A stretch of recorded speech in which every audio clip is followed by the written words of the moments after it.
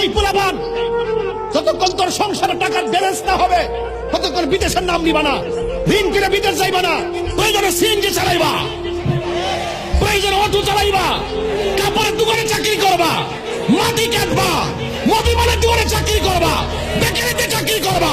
কথা কোন ঠিক কি না বলেন?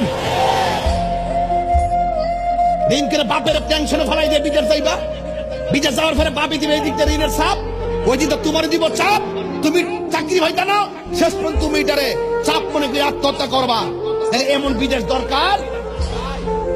বিদেশিরা কিন্তু আজারে কাটায় না, আমি দেখেছি ওরা চাকরি করে, ওরা আজারে বসে গল্প করে না, ওরা টাইম মতো যা, টাইম মতো আসে, কাপড় চোপড় ধইয়া নিজে রান্না কইরা নিজে একটু ঘুমাইতে পারে না ঠিক মতো, আবার কাজে জায়গা।